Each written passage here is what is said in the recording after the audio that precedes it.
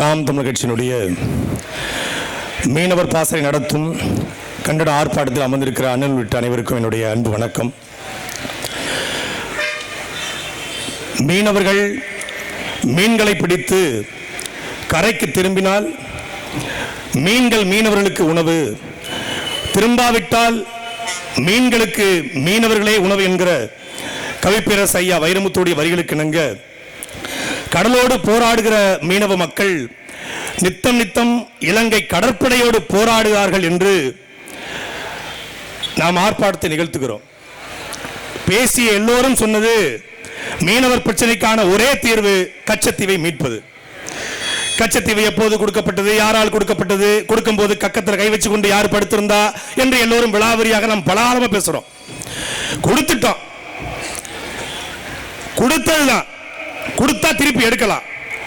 1974 கொடுக்கப்பட்டது, கிட்டத்தட்ட 50 வருஷம் ஆகுது. இந்த 50 வருஷத்துல 1974 பிறகு தமிழ்நாட்டில் 13 நாடாளுமன்ற தேர்தல் நடந்திருக்கு. 507 பாராளுமன்ற உறுப்பினர்கள் தேர்ந்தெடுக்கப்பட்டிருக்காங்க. இதே ராமநாதபுரத்திலிருந்து 13 பாராளுமன்ற உறுப்பினர்கள் இந்தியாவுடைய பாராளுமன்றத்தை அலங்கரிச்சிருக்காங்க.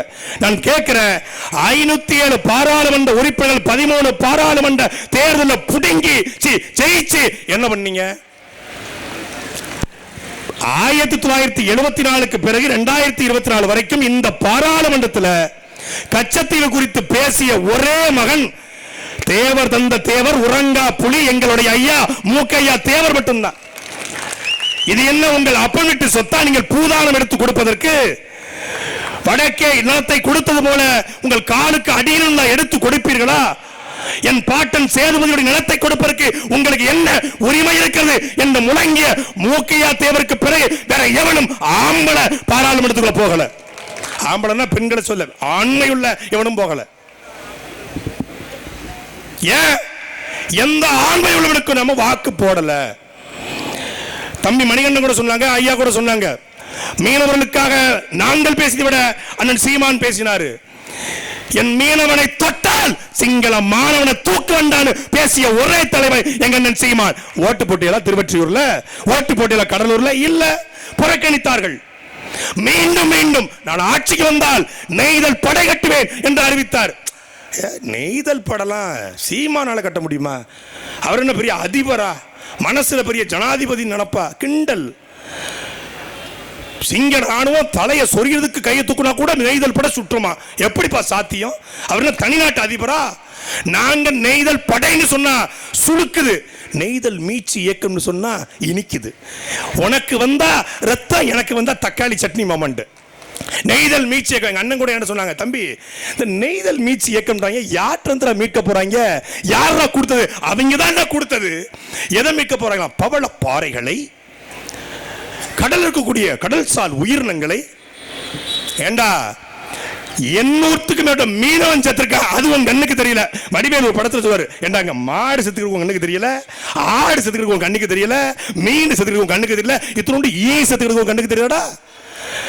இன்னைக்கு தமிழ்நாட்டுடைய முதலமைச்சர் ஐயா ஸ்டாலின் அவர்கள் தொகுதி மறுசீரமைப்பை கண்டித்து ஃபேர் டீலிமிட்டேஷன் என்று அனைத்து கட்சிகள், அதாவது இந்தியா முழுக்கூடிய 7 மாநில தலைவர்களை அழைத்து கூட்டம் போடுறாங்க. தொகுதி விரிவாக்கத்துக்காக தமிழ்நாடு முதலமைச்சர் கூட்டம் போடுறாரு, இந்தியாவுடைய விரிவாக்கத்திற்காக எங்கள் சீமான் கூட்டம் போட்டுட்டு இருக்காரு.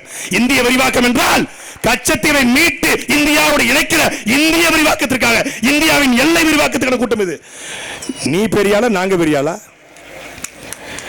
முல்லை பெரியாறுல தண்ணி தெரியல, அது உங்க கண்ணுக்கு தெரியல. பக்கத்துல இருக்க பினராயி விஜயன் ஹெட்செட் போட்டு கொடுத்து நீங்க பேசுறத மலையாளத்துல டிரான்ஸ்லேட் பண்ணீங்களே, அப்படி மலையாளத்துல என்ன சேட்டா கேரளாண்ட தண்ணி கொஞ்சம் கொடுக்கலோ அப்படின்னு பேச வேண்டியதானே? கொஞ்சம் தண்ணி சரி வேணும்னு பேச வேண்டியதானே? அங்க டி.கே. சிவக்குமார் வந்திருக்காரு. டி.கே. சிவக்குமார் தொகுதி விரிவாக்கத்திற்கு சிகப்பு கம்பளம் வரவேற்பு கொடுத்து ஏர்போர்ட்ல துப்பாக்கி அந்த காவலரை வைத்து டி.கே. சிவக்குமாரை அழைத்து வந்த தமிழ்நாடு முதலமைச்சர் மரியாதைக்குரிய அப்பா. தப்பா பேசாதீங்க அப்பா. கொஞ்சம் டி.கே. சிவக்குமார், நீங்க உண்மையிலேயே சோத்துல உப்பு போட்டு சாப்பிடுறதா இருந்தா, தூத்துக்குடி உப்பு போட்டு சாப்பிடுறதா இருந்தா, காவிரில தண்ணி கொஞ்சம் தாங்கன்னு கேளுங்களேன். காவிரி பிரச்சனைக்கு தீர்வு இல்ல, முல்லை பெரியாற்றுக்கு தீர்வு இல்ல, இங்க நாம மீனவருக்காக போராடுறோம், அங்க அண்ணா யூனிவர்சிட்டிக்கு போராடுறான், அந்த பக்கம் ஜவஹர் அலி புதுக்கோட்டை வெட்டி கொலை செய்யப்பட்டிருக்காரு, மக்கள் போராடிட்டு இருக்கான். திருநெல்வேலி டவுன்ல ஜாகிரீசன் கொலை செய்யப்பட்டிருக்காரு, மக்கள் போராடிட்டு இருக்கான். நாடு முழுக்க பாலியல் வன்கொடுமைகள் மக்கள் போராடிட்டு இருக்கான். ஜாக்டோஜியோ ஆசிரியர் பெருமக்கள் போராடிட்டு இருக்கான். மீனவ கூட்டம் போராடுது, மாணவ கூட்டம் போராடுது, மின்சார ஊழியர்கள் போர்மேன் போராடிட்டு இருக்கான். 2013 டெட் தேர்வு எழுதிய ஆசிரியர் போராடுறான். நாடு முழுக்க போராட்டம். அவரே சொல்றாரு 1 லட்சம் போராட்டத்துக்கு நாங்க அனுமதி கொடுத்திருக்கோம், இதுதான் எங்களுடைய ஜனநாயகம். திருப்பி அவரே சொல்றாரு சாலை எங்கும் சென்றன் ஆகலாக சாலைகள் எல்லாம் சென்ற எல்லா சாலைகள்லயும் மக்களுடைய கைகளில் படுக்கள் இல்ல, மக்களுடைய முகத்துல மகிழ்ச்சி இருக்கிறது. மக்களின் கையில் மனுக்கள் இல்லையா, மகிழ்ச்சி இருக்குது. அப்ப இது என்னது? Hello mixture excuse me Gunasekaran Sun TV, கொஞ்சம் ஜூம் பண்ணி ஐயாவுக்கு போட்டு காட்டுங்க. Hello mister Thanthi TV Hariharan please excuse me Karthigai Selvan News 18 Tamil Nadu, கொஞ்சம் ஜூம் பண்ணி கொண்டு போய் காட்டுங்க. காட்டுங்க கொஞ்சம். எதுவுமே தெரியலங்க, ஏன் தெரியலன்னு கேட்டா அவரே சொல்றாரு. ஆனா பாருங்களேன், திமுக காரங்கள மாதிரி பொழைக்க தெரிஞ்ச உலகத்துல கிடையாது. தெரிஞ்சிருச்சு. சீமான் ஒரு வழக்கா கணக்கா போறாப்புல. இதுவரைக்கும் சாதியாக தெரிந்து கொண்டிருந்த தமிழ் சமூகத்தை இணைத்து கொண்டிருக்கிறார். இதுவரைக்கும் 13 அமைப்பு வந்திருக்கு. இன்னும் ஓராண்டு காலத்தில் ஒட்டுமொத்த தமிழ் அமைப்புகளையும் ஒருங்கிணைச்சிருவாரு. ஒரு பெரிய தமிழ் தேசிய கூட்டம் எழுந்துகிட்டு இருக்கு. 2026க்கு பிறகு நம்ம பொழைக்க முடியாது, இந்த வண்டியை உருட்ட முடியாது தெரிஞ்ச உடனே எனக்கு போட்டியா யூடியூப் சேனல் தொடங்கிட்டாங்க. பாத்தீங்களா, கிரீன் மேட்டை போட்டுக்கிட்டு ஸ்டாலின் ஒரு கண்ணாடி அகடா என்ன சொல்ற அப்படின்னா என்ன கேள்வி கேள்வி பதில் நல்லா இருக்கியா, இந்த பொழப்பு நல்லா இருக்கு ஐயா, நல்ல ரெவென்யூ வருமியா. நான் கூட சப்ஸ்கிரைப் பண்ணிருக்கேன் உங்க சேனலை, உங்க கட்சிக்கார மனமண்ட நான் பண்ணிருக்கேன். ஏன்னா எம்கே ஸ்டாலின் பேஜ்ல லைவ் போதுங்க, ஒய்எம்சி தெருல பேசிட்டு இருக்க லைவ் போது 47 பேர் பார்க்கறான், 48 நானு. எங்க அண்ணன் வலசரவாக்கம் வரல வலசரவாக்கம் காவல் நிலையத்துக்கு எம்டியா கேமரா வைக்கிறான். 15,000 பேர் ஸ்டேஷன்ல பாத்துக்கிட்டு இருக்கான். எங்க அண்ணன் வரும்போது இதுதான்டா தமிழ் தேசிய இனத்தினுடைய எழுச்சி. இந்த இப்ப பாருங்க, இது இன்னைக்கு கூட்டம் போட்டுருக்காங்க. காலை ஒரு பய பார்க்க நான் தான் உட்காந்து ஏர்போர்ட்ல மெனக்கிட்டு என்ன பேசுறேன், இதான் கண்டென்ட் கிடைக்குமான்னு பார்த்துக்கிட்டு இருந்தேன். ஒரு பய பார்க்க மாட்டான். ஆனா இப்போ எல்லா தொலைக்காட்சியிலும் காட்ட மறுத்தாலும் வலையொலிகள் வாயிலாக லட்சக்கணக்கான மக்கள் உலகமுழுக்க அண்ணன் சீமான் என்ன பேசுகிறார் என்று பார்க்கிறார்கள். ஒரு முக்கியமான பிரச்சனை, ஆண்டு ஒன்றுக்கு 7,000 கோடி தமிழ்நாட்டில் இருந்து மட்டும் அந்நிய செலாவடியை ஈட்டி கொடுக்கிற மீனவ சமூகம். இந்தியாவில் கிட்டத்தட்ட 7 லட்சம் டன் மீன்கள் பிடிக்கப்படுகிறது. அதில் அதிகமாக தமிழ்நாட்டில் இருந்து 1,10,000 டன் மீன்கள் இந்தியாவிலிருந்து பிடித்து வெளிநாடுகளுக்கு ஏற்றுமதி செய்யப்படுகிறது. கவிப்பேரசு வைரமுத்து சொல்வார், பூமத்திய ரேகையின் மையக்கோடு பற்றி சென்றவர்கள் ஆனால் வறுமை கோட்டுக்கு கீழே வாழக்கூடியவர்கள் எங்கள் மீனவர்கள் என்று. மீனவருடைய வாழ்வாதாரம் என்று நடுத்தெருவில் நிற்கிறது. ஒரு பக்கம் சாராயம், ஒரு பக்கம் இலங்கை கடற்படை, இன்னொரு பக்கம் தனியார் முதலாளியுடைய டாடா போன்ற ரிலையன்ஸ் போன்ற பிஷிங் போற்றி வைத்து மொத்த மீன்களையும் அள்ளி கொண்டு செல்கிறான். மீன் தொழில் இன்றைக்கு நடுத்தருக்கு வந்துவிட்டது. என்பதற்குரிய மக்களே, நேரடியாக 40,000 பேருக்கும் மறைமுகமாக 4 லட்சம் பேருக்கும் வேலை வாய்ப்பை தரக்கூடிய 7,000 கோடி அந்நிய செலாவணியை ஈட்டுக் கொடுக்கக்கூடிய ஒரு தொழிலை இவன் பாதுகாக்க தவறி அந்த தொழிலிருந்து எங்களை அப்புறப்படுத்த நிற்கிறான். அதுக்குத்தான் நான் சீமான் சொன்னாரு, நான் வருவேன். முன்னாடி சொன்னாங்க வந்தா செய்வாரு. 2026 சீமான் வர்றாரு. எய்தல் படை கட்டம். யாரை வச்சு கட்டுவ? படை பயிற்சி எடுக்காம கட்ட முடியுமா? யாரு மீனவனா? யாரு மீன் பிடிக்க நினைச்சிருக்காங்க? மீனவனா வலைய போட்டு மீன் பிடிக்கிற மீனவனா? வாழை மீன், வஞ்ச மீன், கெண்ட மீன், கெளுத்தி மீன், இறால் விற்கிற மீனவனா? இது அன்பிற்குரிய மக்களே, உலகத்திலே முதல் கப்பலை கட்டி கிரேக்கத்திற்கு முத்துக்களையும் பவளங்களையும் ஏற்றுமதி செய்த பாண்டிய மன்னனுடைய வாரிசுகள் எங்கள் மீனவர்கள். அதாவது வணிக கப்பல், உலகத்தின் முதல் போர்ப்படை கப்பல் படையை கட்டிய ராஜேந்திர சோழனுடைய படை தளபதிகள் எங்கள் மீனவர்கள். கடல்ல எந்த இடத்துல என்ன நடக்கும், இந்த நாட்டில இருந்து அங்க போறதுக்கு இப்ப என்ன ஜிபிஎஸ் கருவி, ஜிபிஆர்எஸ் எல்லாம் வந்துச்சு. இதெல்லாம் வர்றதுக்கு 5000 வருஷத்துக்கு முன்னாடியே இந்த கடலை கட்டாம் தரை போல பயன்படுத்தியவர்கள் எங்கள் மீனவர்கள். அவனுக்கு மரபணுவுக்குள்ள வீரம் இருக்கு. எப்படி அண்ணன் சீமானுடைய மரபணுக்குள்ள எங்களுடைய மரபணுக்குள்ள வீரம் இருக்கிறதோ அப்படி மீனவனுடைய மரபணுவுக்குள்ள வீரம் இருக்கு. மீனவனை தூக்கி கொடுத்தா துப்பாக்கிய தன்னால அவன் சுடுவான். ஏன்னா அது வாளேந்திய கை, வேலேந்திய கை, அதுக்கு துப்பாக்கி எப்படி சுடணும்னு தெரியும். சுட தெரியலையா, சுட சொல்லிக் கொடுக்க ஆட்கள் பத்திரமாக அங்கங்க இருக்காங்க. ஏன்னா AK-74 வரை பயன்படுத்திய கூட்டத்தினுடைய ஆட்கள் நாம. அதனால அதை பத்தி கவலைப்பட தேவையில்லை. மீனவன் தலையில இங்கே இலங்கை சிங்கள ராணுவம் தலையில பேனை சொறிவதற்கு தலையை கையை தூக்கினால் கூட சுடுவதற்கு உத்தரவுக்கூடிய ஒரு தலைவன் வரணும். இளந்தாமரை மாநாடு நடத்தி 54 இன்ச்சு மார்பை காட்டி ஐயா அவர்கள் சொன்னாங்க, குஜராத்திய மீனவர்கள் பாகிஸ்தானுடைய ராணுவத்தால் சுட்டுக் கொலை செய்யப்படுகிறார்கள், தமிழ்நாட்டினுடைய மீனவர்கள் இலங்கை கடற்படையால் சுட்டுக் கொலை செய்யப்படுகிறார்கள். ஒரு ஆண்மையற்ற காங்கிரஸ் அரசு ஆண்டு கொண்டிருக்கிறது. எப்போ 2013 திருச்சியில மாநாடு ஓட்டு மரியாதைக்குரிய பாரத பிரதமர் 54 இன்ச்சு இப்ப கொஞ்சம் சுருங்கி 33 இன்ச்சா மாறிடுச்சு. நான் வந்தா இலங்கை மீனவர்கள் தமிழ்நாட்டு மீனவர்கள் பாதுகாக்கப்படுவார்கள் என்று சொன்னார். வந்து கிட்டத்தட்ட 11 வருஷம் ஆச்சு. 3வது ஆட்சி அமைச்சிட்டாங்க. என்னாச்சு? இவங்க ஆட்சிக்கு வந்தவனும் சுட்டுக் கொள்றான். ஏன்னா நோக்கம் கிடையாது. அவன் தமிழ் மீனவன் பார்க்கறான், தமிழன் பார்க்கறான்.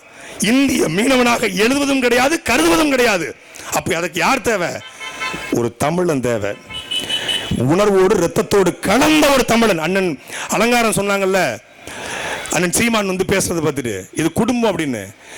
நாம் தமிழர் கட்சியில இருக்கக்கூடிய ஒவ்வொருத்தரையும் அண்ணன் தம்பியாக, மாமா மச்சாலாக, அக்கா தங்கச்சியாக பார்க்கிற ஒரே தலைவன் அண்ணன் சீமான் மட்டும்தான். நீ எந்த தலைவன் எடுத்துக்கோங்க, எந்த தலைவனையும் அண்ணன் கூட சொல்லுங்க. ஸ்டாலின் மறுநாளே சீட்டுக்காளி இல்ல, மாமான்னு கூப்பிடுங்களேன்.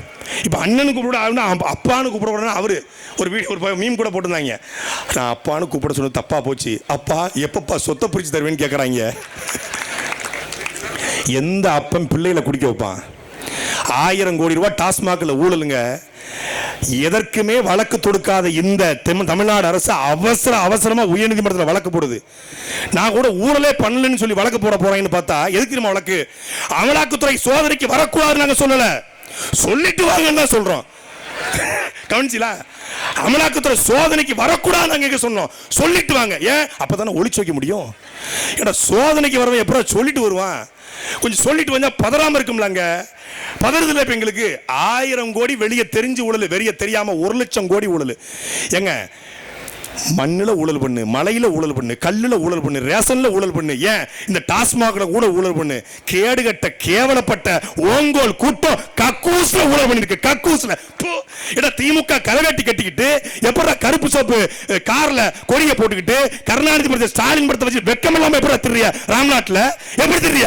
உங்க பொண்டாட்டி பிள்ளைய மூஞ்சில எப்படா முழிக்கிறிய? கக்கூஸ்ல 5 ரூபாய்க்கு கழுவ வேண்டிய கக்கூசா 600 ரூபாய்க்கு கழுவுன்னு சொல்லி 1000 கோடி. வெக்கமில்ல உனக்கு? கக்கூஸ் நாரி போன ஆட்சி, அதுக்கு 4 ஆண்டே சாட்சிங்கிற மாதிரி ஒரு கேடுகட்ட ஆட்சியை கொடுத்து விட்டு எந்த கப்பட வேண்டிய குறை சொல்ல முடியாது, புடுங்க முடியாது. வர்றோம்டா, ஒரித்தனமா வர்றோம். 1 வருஷம் எங்க அண்ணன் சீமானுடைய திட்டம் இருக்கு. 1 வருஷ திட்டம். இந்த 1 வருஷம் தமிழ்நாட்டை சுழண்டு அடிச்சு எங்க அண்ணன் செல்வகுமார் போல, திருமாறன் போல, எங்களுடைய கரிகால் பாண்டியன் போல பல பேர் வெளியே இருக்காங்க, வர்றாங்க. 50 பேரை நினைக்கிறோம். இது கூட்டணியா மாறுமா? சாதி கட்சிகளை செய்யுமா நினைக்கிறார். வாங்கு ஓசூர்ல இருந்து வந்தா கவுடான்னு நீ கேப்ப, அது சாதி வெறி கிடையாது. சாதி பார்த்து சீட்டு கொடுப்ப, அது சாதி வெறி கிடையாது. இது சாதி வெறியா? சாதி கட்சிகளோட கூட்டணியா? சாதிக்காக கட்சி கட்டினாலும் தமிழ் தேசிய இனத்தினுடைய மீட்சிக்காக வந்திருக்கிற எங்களுடைய அண்ணன்மார்களுடைய சந்திக்கிறாங்க. அண்ணன் சீமானுடைய கரத்தை வெளிப்படுத்த நின்றார்கள் சமூகத்திற்காக. அந்தந்த சமூகத்துக்கு அவன் உண்மையா இருந்தான். நீ வந்து ஓட்டு போட்ட தமிழ் சமூகத்துக்கு உண்மையா இருந்தியா? சாதி கட்சி, இவர்களை சாதி கட்சி ஆரம்பிச்சு சாதி சங்கங்களை ஆரம்பித்து இசைவளால் சங்கத்தில் கருணாநிதி படம் மயிர புடுங்க வேலை போடுறிய. நாங்க சாதி கட்சியோட கூட்டணி வச்சுன்னு சொல்றிய. எதுக்கு போற கருணாநிதி படத்தை? தமிழ்நாட்டில் கூடிய 36 அமைச்சர்ல 30 அமைச்சர் பிஏ இசை வேளாளர் மறுக்க முடியுமோனால எப்படி போனாரு? ஏன் ஒரு பிஏல நாடார்ல பிஏ இல்லையா? தேவர்ல பர்சனல் செக்ரட்டரி இல்லையா? முத்திரையர்ல பர்சனல் செக்ரட்டரி இல்லையா? கோனார்ல இல்லையா? குங்கு வேளாளர்ல இல்லையா? பறையர் இல்லையா? ஆதி தமிழர் இல்லையா? குயவர் இல்லையா? நாடார் இல்லையா? எப்படா இசை வேளாளர் மட்டும்? பொன்முடிக்கும் இசை வேளாளர், ஸ்டாலினுக்கும் இசை வேளாளர், செந்தில் பாலாஜிக்கும் இசை வேளாளர், அன்பில் மகேஷுக்கும் இசை வேளாளர். எப்படி ஒரு பர்சனல் செக்ரட்டரி? இதுதான்டா சாதி வெறி, இதான்டா சாதி வெறி. இடஒதுக்கீடு அடிப்படையில் நீ பேச தகுதியற்றவன். நாங்கள் பேசுவோம், நிறைய இருக்கிறது. 1 வருஷம் இவர்களை அடிக்கிற அடியில 70 ஆண்டு திராவிடம் இந்த மண்ணிலே புதைய வேண்டும். செந்தமிழன் சீமான் கோட்டையை பிடிக்க வேண்டும். அன்றுதான் தீரும் இந்த மீனவர் பிரச்சனை, கச்சத்தீவு பிரச்சனை. நன்றி, வணக்கம். நாம் தமிழர். அடுத்ததாக புரட்சி தமிழர் மக்கள் கட்சியின் தலைவர் ஆனந்தராஜ் அவர்கள்.